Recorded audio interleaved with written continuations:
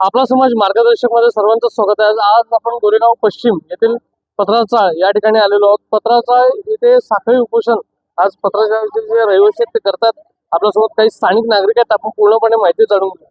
दादा, नक्की काय समस्या? आमचा प्रकल्पला आम्ही 18 वर्ष वंचित आहोत या प्रकल्पावर। आमच्या प्रमुख मागण्या आहेत की DA आणि PAAA म्हणजे डेव्हलपमेंट ॲग्रीमेंट आणि पर्सनल ॲग्रीमेंट हे झाल्याशिवाय आम्ही कुठचाही ताबा घेणार नाही आहोत।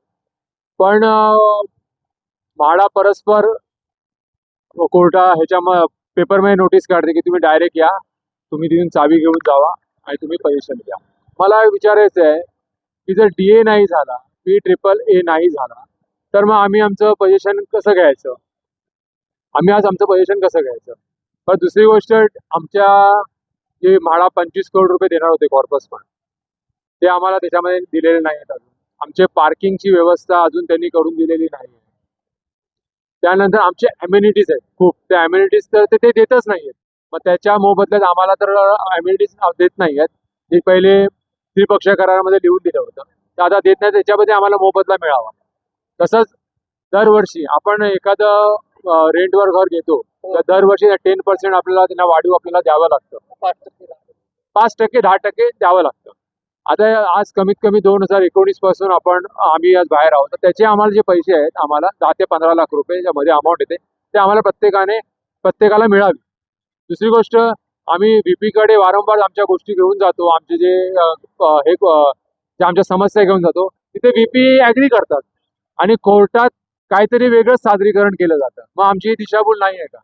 आज या 18 वर्ष आम्ही बाहेर आहोत, आमचे कमीत कमी 150 ते 200 जण यांना देवाज्ञा झालेली आहे। त्याला जबाबदार कोण?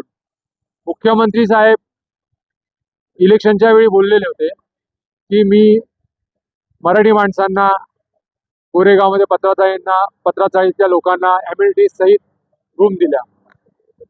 कुठे आहेत? आज आम्ही कोण आहोत? पत्राचाळीचे रहिवासी आहोत ना। कुठे काही दिलेलं नाहीये। नुसतं कसं इलेक्शन आलं की सांगायचं आम्ही हे केलं, BDT चाळ्यांना दिलं, पत्राचाळीवाल्यांना दिलं। पण मुळात जर आम्हाला दिलं असतं तर आज आम्ही साखळी उपोषण का केलं असतं, का पकलो असतो? आणि वाईट या गोष्टीचं वाटतं की महाराष्ट्रात राहून, मुंबईत राहून मराठी माणसांना आज रस्त्यावरती उतरून संघर्ष करावा लागतोय।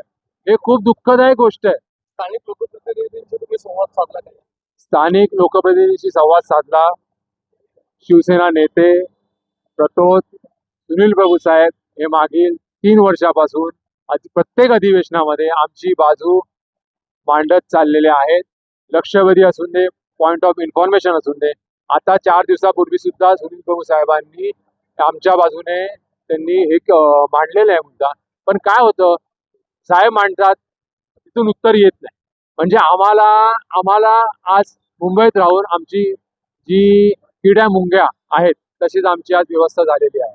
आज तुम्ही बघायला गेलात की पूर्ण पत्राचाळीमध्ये 672 जे टेनन आहेत ते सगळे हे खूपच म्हणजे गरीब मध्यमवर्गीय आहे। दादा, तुम्ही काय माहिती द्याल? आज किती दिवस साखळी उपोषण तुम्ही सुरू केलं?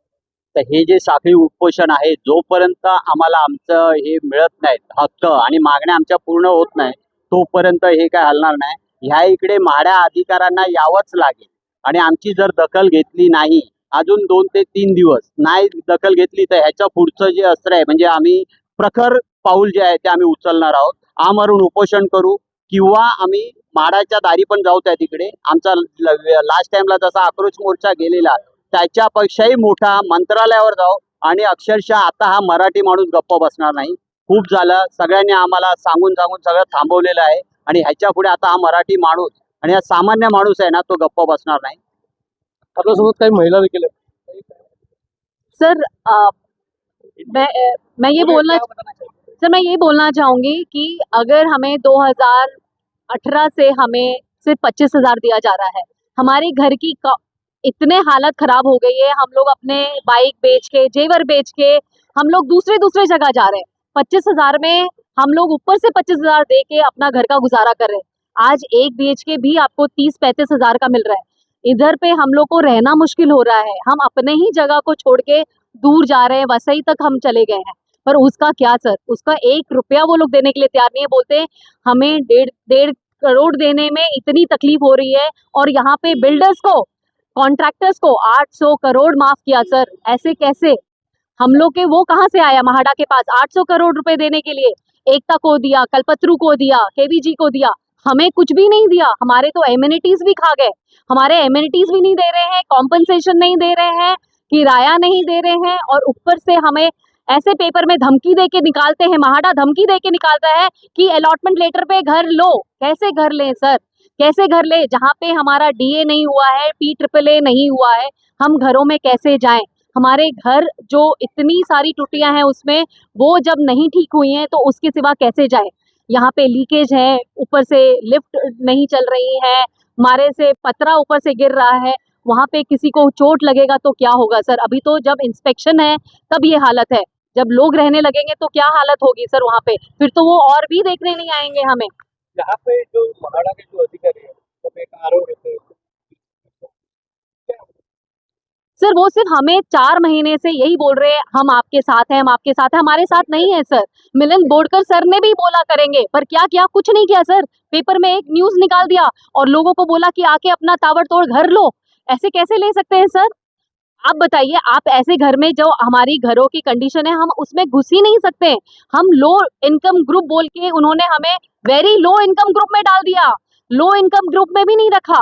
आज हम लो इनकम से मिडिल इनकम ग्रुप में आ रहे थे, HIG में जा रहे थे, LIG से लेके MIG में आते, LIG में जाते, LIG के भी नीचे कर दिया हमें सर। चौल भी इससे अच्छी तरह से बनते होंगे, हमारे जो घरों के कंडीशन है वो इससे भी खराब है। ना रेंट है, ना घर का कंडीशन है, और ना हमारे पास DA है, और ना हमारे पास PAAA है सर। ज्यावेळी हे बांधकाम सुरू होतं निकृष्ट दर्जाचं, तेव्हा तुम्ही जे काही कमिटीचे मेंबर किंवा पत्रकार रहिवासी संघटनेच्या वतीने पाहणी ठेवला किंवा सोसायटीच्या मेंबर केलेला आहे का? आणि मग त्याच्यात तेव्हा आम्ही आता आमचा PMC पण नेमलेला आहे. आता PMCचा आमचा रिपोर्ट आलेला होता. अच्छा, तो पण ह्या लोकांनी मान्य नाही करत आहेत. ते काय म्हणतायत की सरकारी जी संस्था आहे VJTI तेच काय ते करणार. आता संस्था VJTI आली, त्यांनी हे केलं, इन्स्पेक्शन केलं आणि अँटम रिपोर्ट जो दिलेला आहे. अच्छा, एक तुम्ही सांगा, एक विंगचं तुम्ही सर्वेक्षण करता आणि त्याच्यावर तुम्ही सांगता की 16 विंग बरोबर आहेत. तर आता कोणावर विश्वास ठेवायचा? आणि कितीतरी रूमचं अजून झालेलं नाही आणि सांगतायत तुम्ही अलॉटमेंट लेटरवर. ह्यांचं म्हणणं काय आहे, जसं हाऊसिंग बोर्डच्या लॉटरी सिस्टम असतात, ती लोक अलॉटमेंट लेटर देतात आणि पाठवतात. तसं आता आम्ही थोडी जाऊ शकतो, कारण की ट्राय पार्टी ॲग्रीमेंट झालेले आहे. ह्याच्यामध्ये म्हाडा जो आहे तो आमची पार्टी आहे, म्हणजे बिल्डर आहे तो. त्यांनी आम्ही अलॉटमेंट लेटर आणि DA झाल्याशिवाय कसं जाऊ शकतो? आणि काही जबरदस्ती ही लोक करणार तर आम्ही खपवून घेणार नाही. काही तुम्ही काय म्हणता? मी म्हणते माझ्या घराचं अजून एल विंग मध्ये मी राहते, माझ्या घराचं इन्स्पेक्शन झालेलं नाही. VJT म्हणते सगळं बरोबर आहे, पण कशावरनं समजायचं हे सगळं बरोबर आहे? कारण का माहिती, माझ्या घराचं मेन डोअर आहे ना, त्याचं लॅच निघतंय, प्लस माझी दरवाजाची ना पूर्ण फ्रेम सडलेली आहे. परत माझे हे बाल्कनीच्या सगळ्या शिगा हे झालेल्या, परत बाथरूमचे भरपूर प्रॉब्लेम आलेले आहेत. असं सगळं. पण सर आम्ही आज नाही राहते, आम्हाला जवळ इथे ना 75 ते 80 वर्ष झालेले जुनी लोक राहतात आणि आता पण ती लोक आहेत. आता आम्ही एवढी वर्ष राहून एवढा आम्ही त्रास सहन केला ना, अक्षरशः आम्ही ना जरा पाऊस आला ना की आम्ही पाण्यामध्ये राहिलेलो आहे त्यावेळेला. पण तरी पण आम्हाला हे गोरेगाव इतकं सुंदर आमचं सिद्धार्थनगर होतं ना, पण ह्या म्हाडाने आमची इतकी वाट लावली ना.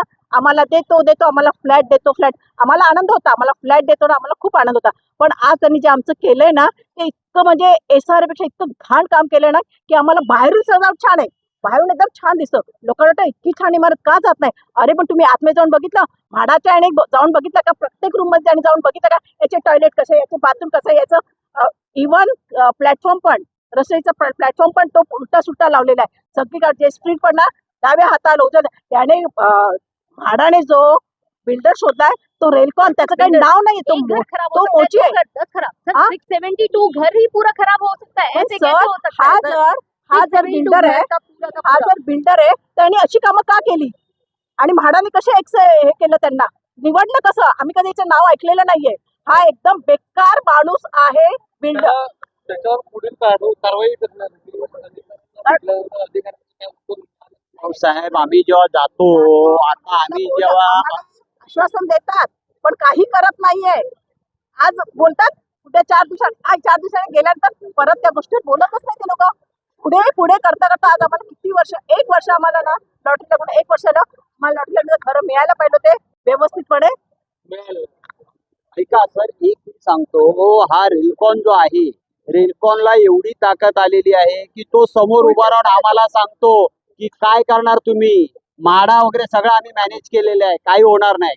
म्हणजे ही त्याची जेव्हा एवढी त्याच्यात ताकद येते, दादागिरी येते, म्हणजे त्याच्यावर कोणाचा तरी वरद असं असल्याशिवाय होणार का? हा माणूस कालचा जो कॉन्ट्रॅक्टर आहे, ब्लॅक लिस्टेड कॉन्ट्रॅक्टर आहे, तो आमच्याशी म्हणजे रहिवाशांशी, जे मूळ रहिवासी आहे तिकडे, त्यांच्याशी तो असा बोलतोय, असा वागतोय, म्हणजे त्याची हुशारी किती ते बघा तुम्ही. त्याला भीतीच नाही कसली. याला भीती नाही आहे. आणि तेव्हा मडांबे साहेब वगैरे होते, त्यावेळेस जेव्हा हे पडलं तेव्हा होते, आता आम्ही त्यांच्याकडे जातो, तर अरे नाही बाबा, माझं आता खातं चेंज झालं, माझा बँडर डिव्हिजन झालं. अरे पण तुमच्या ह्याच्यामध्ये जेव्हा 140 करोडचं कॉन्ट्रॅक्ट जेव्हा 320चं होतं, तेव्हा ते मडांबे होते तिकडे. मग त्यांनी काय केलं? त्यांची पण आहे की नाही. आणि आता ह्या गोष्टीत कॉन्ट्रॅक्टर आणि त्याच्यामध्ये जे सहभागी आहेत, म्हाडाचे अधिकारी, त्यांच्यावर पण कारवाई झाली पाहिजे, ही आमची मागणी आहे. हे म्हणजे पुढील वाटचाल म्हणजे आता पुढील मार्ग कोणता असेल? कोर्टात जाण्याचा मार्ग म्हणजे पहिली आमच्या जोपर्यंत ज्या अटी पूर्ण मान्य होणार नाही तोपर्यंत आम्ही साखळी उपोषण हे चालूच ठेवणार. त्याच्या पुढे आम्ही आमचे सर्व जे आमचे जागरूक समिती आहे ते आम्ही ठरवून पुढचं हे करणार. नाही तर आम्ही आता मंत्रालयावर जाणार, कारण म्हाडावरती आम्ही जाऊन जाऊन कंटाळलो. म्हाडा आम्हाला गृहीत धरते, हे काय करणार काय नाही. पण आता आम्ही धडक आम्ही मंत्रालयावर मोर्चा करणार, हे आमची शेवटची आहे. यहाँ से धन्यवाद. तर आपण पाहू शकतो गोरेगावातील पत्राचाळ येथील रहिवाशांनी किती मोठ्या प्रमाणात आज त्यांनी अनेक वर्षांपासून त्यांनी संकटांना सामना करत त्यांना आज देखील घराचा ताबा मिळाला आहे, परंतु घर जसं पाहिजे तसं मिळालेलं नाही. अनेक वर्षांपासून जो प्रकल्प उभा आणि सुंदर असा प्रकल्प गोरेगावात उभा राहायला पाहिजे होता, परंतु आज तो निकृष्ट दर्जाचा असा एका कंत्राटदारामुळे आज उभा राहिला आहे आणि त्याचा विरोध हा मंत्रालयापर्यंत देखील येणार आहे. व्हिडिओ जर्नलिस्ट राकेश चव्हाण, उदय सांगळे आपल्यासमोर बोलत